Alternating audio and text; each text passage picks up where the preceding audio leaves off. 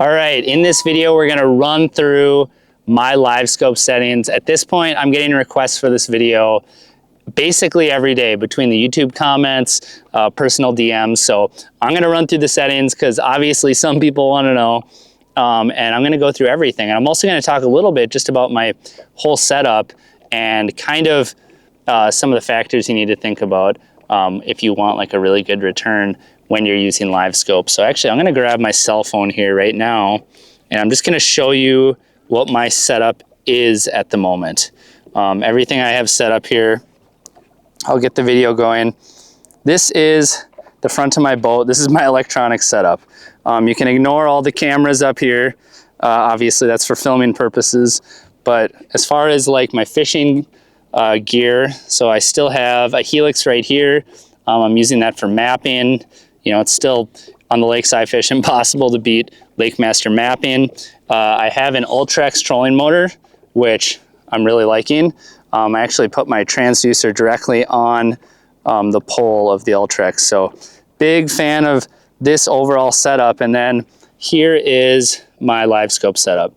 It's pretty involved. Basically, it's an ice fishing bundle. So if I'll take the protector off here, this unit right here is a GPS map 8610, which is a higher end unit. You don't have to get a unit like this. The reason why I got it, the main reason, is because I can plug an HDMI cord into the back of it and actually record for these YouTube videos. But you know, just in general, obviously this is gonna have a faster processor, which is gonna be nice. Versus like the cheaper units. So this is just what I have. You don't necessarily need it, but it's what I have. And then you can see right here, I have this set up basically on like an ice fishing shuttle. This is the ArcLab shuttle. I do not work with ArcLab. I do not work with Garmin. I paid actually full retail for all of this. But this is the setup that I really like. It's got the black box mounted on the back there.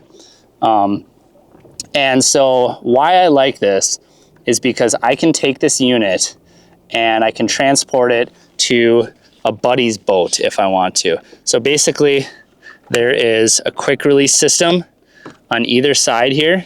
And if I take both of those off, I can grab the unit and pull it right out and it's ready to go. Another benefit, you know, if you want to charge anything, it's got little outlets there essentially.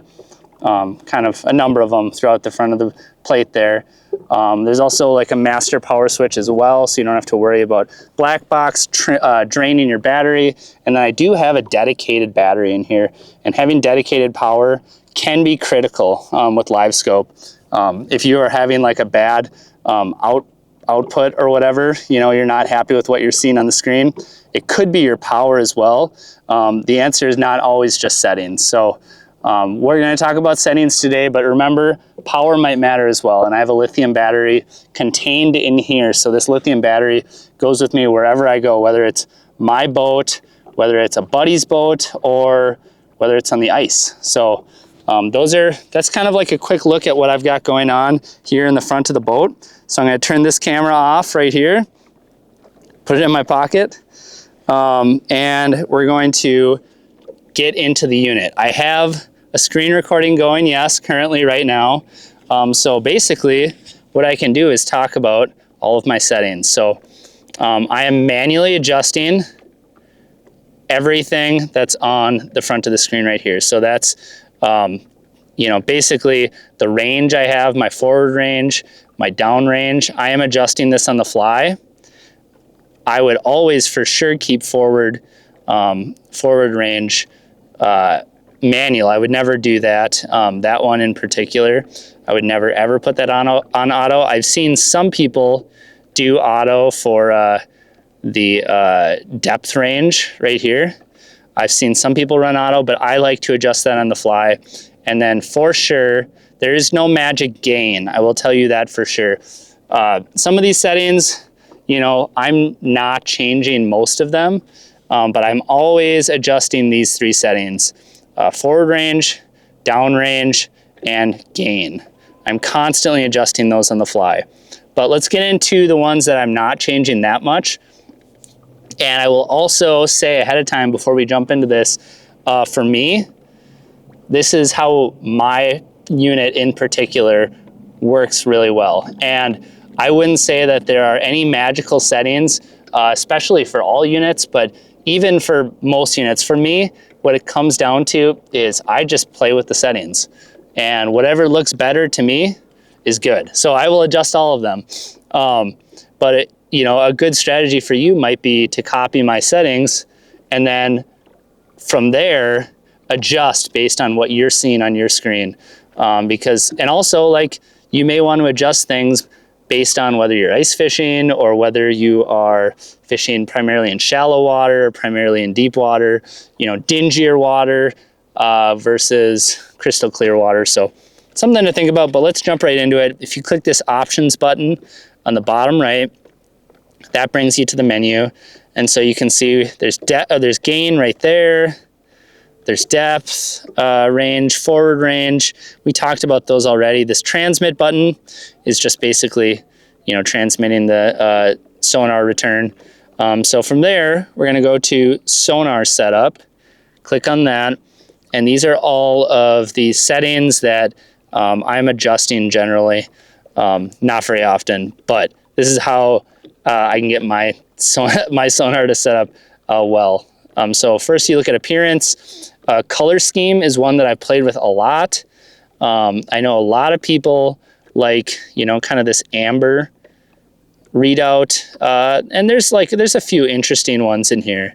And I have played with all of them to some degree, whether it's in open water or ice fishing, but I've really settled on blue. And the reason why I like blue is I feel like you just have, for me, it's easier to see more depth of detail. So I like that there's reds, I like that there's greens, I like that there's yellows, light blue, and then that dark blue in the background. So for me, it's really easy to see a lot of detail with that. So if I go back from there, let's look at color gain. Color gain is an interesting one too, right? So how I came to my 91% on color gain is I just take it and slide it around and I say, oh, 0% doesn't look very good. You know, 100% is fine, but what if I just, you know, work that down a little bit into that 90, 91%. For me, that works. One thing you'll notice with color gain is, you know, the more you pull it back, sort of, you know, you might clean up your screen a little bit or whatever, but you just get a less hard return. So I like to keep mine a little bit higher. So if we go back from there, color limit. Now this is one, in my opinion, that I just can never really imagine myself being anything but 0%. And once I start adjusting this color limit, you'll see what it does and you'll see why I have that opinion. So I have mine set at 0%.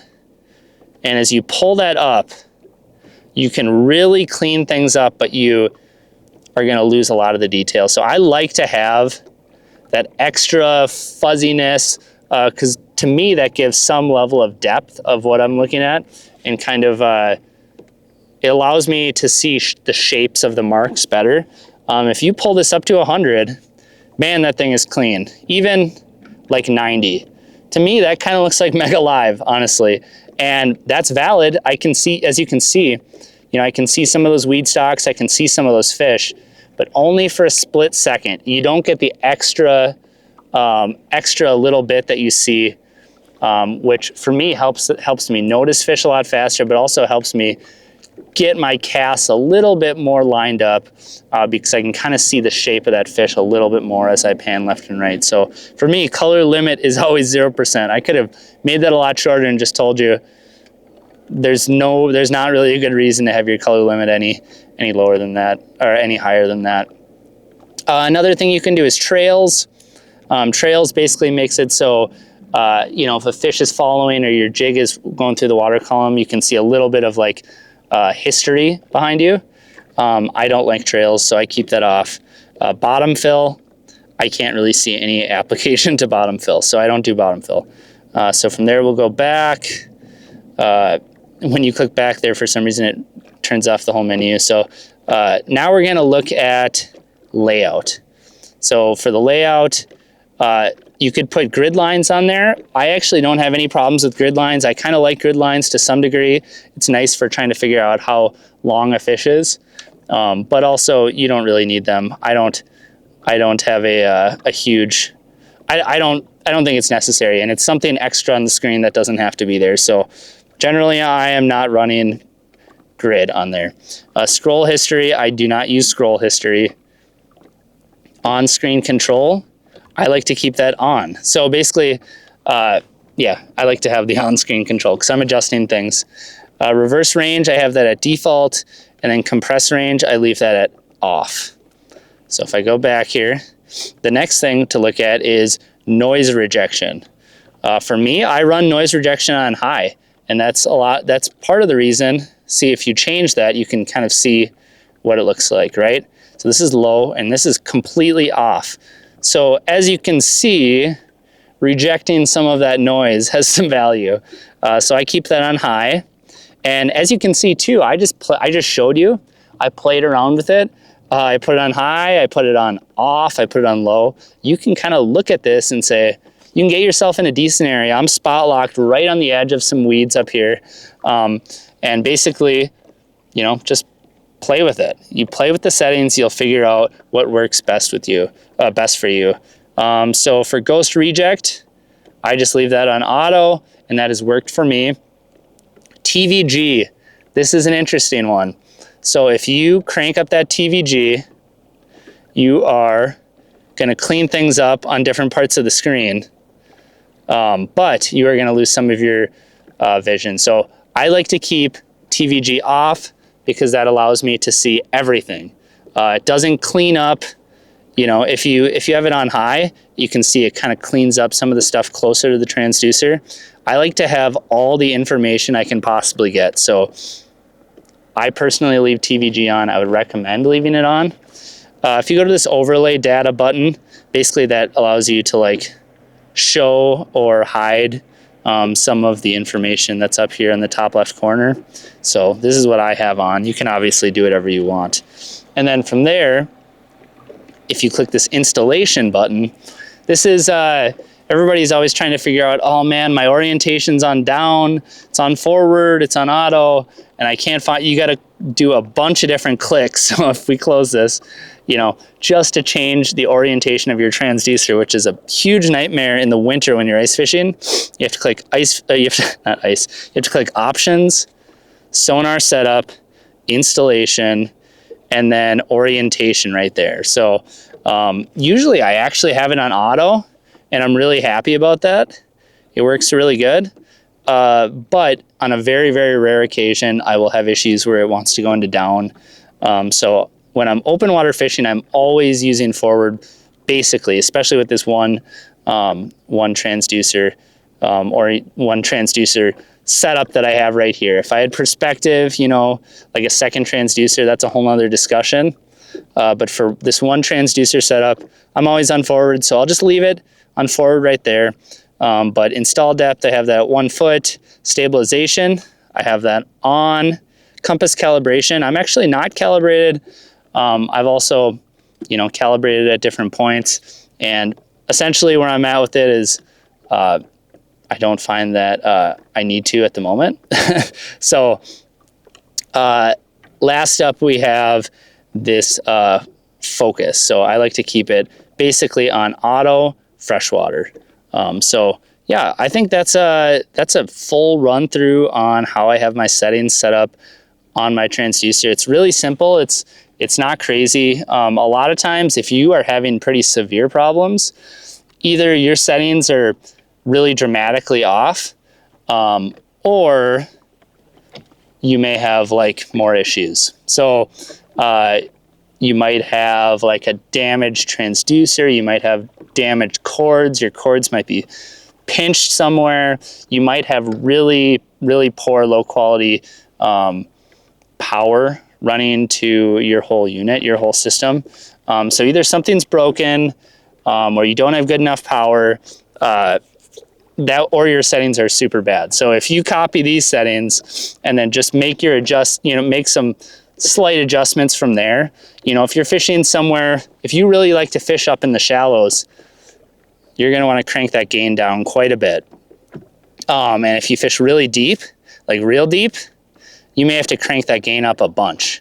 Because if I turn around and went into the depth, you'll find a lot of this right here is going to disappear when you're deeper. So you're always going to want to be adjusting your gain. But from there, yeah, that's pretty much how I have it set up. You know, if I drive this thing around, you know, if I drive it up onto the weeds, you'll see that I will adjust this, you know, maybe down to 20 feet or up to 20 feet. But when I'm working the edge, I like to have a little bit more latitude. So if you watch any of my old videos, I have a lot of videos, especially that I posted this year, where I have the Livescope screen on there. I have, you know, many hours of content where I'm just straight up fishing. A lot of it, I have a few videos that are just uncut, unedited, raw videos. So you get to see how I'm adjusting things on the fly. So definitely look at those if you want to just see how I'm utilizing this technology overall, without, you know, having it just be a highlight reel of fishing, you know, real fishing where you get to see what I'm doing, how I'm changing things.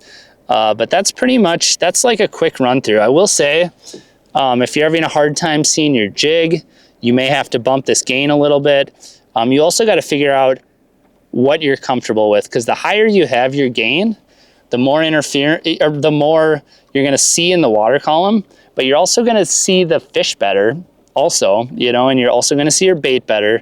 A lot of the very best anglers I know are more in this range, you know, something like that, versus clean. You know, a lot of times I try to stay a little cleaner on my screen because I know it's easier for viewers to watch when they're just sitting back and watching a YouTube video. They don't want to kind of have to process all this information, but there is more information there. So you do actually benefit from having a screen that isn't as clear. But if you're just kind of casually watching or fishing and you're not as hardcore about it, you don't need all that information, a cleaner screen is better. And like I said, I like to have a cleaner screen just for video purposes. But that is one thing if you're having a hard time seeing your jig, adjusting gain, and then also adjusting range is also huge.